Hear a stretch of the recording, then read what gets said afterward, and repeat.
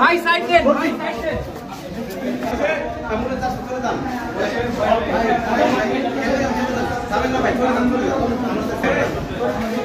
আমি তোরে নিয়ে গেলাম ডাক্তার কই মারছে।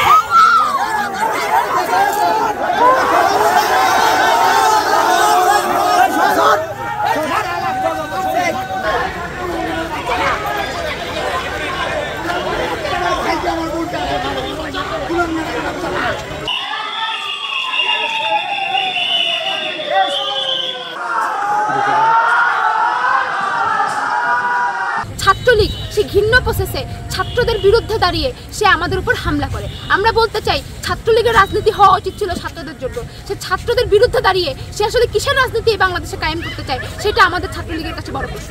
আমরা দেখতে পেয়েছি ছাত্রলীগের সভাপতি তিনি নিজে অ্যাগ্রেসিভ হয়ে এসে আমাদের গায়ে হাত তুলেছেন। তারা সবাই আমাদেরকে হত্যা করার চেষ্টা করেছে, আমাদেরকে ওই কাদার মধ্যে মুখ ডুবিয়ে রেখেছে যাতে আমরা দম নিতে না পারি।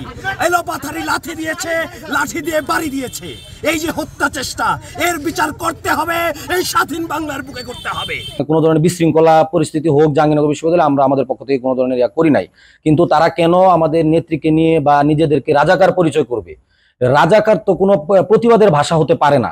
এটা কেন তারা রাজাকার? যখন আমরা তাদেরকে বুঝাইতে গেছি তখন ওদের পক্ষ থেকে উল্টা তারা হচ্ছে যে ইট পাটখেল আমাদের উপর নিক্ষেপ করছে, তখন তাদের সাথে আমাদের ছাত্রলীগের ধাওয়া পাল্টা দেওয়া হয়েছে।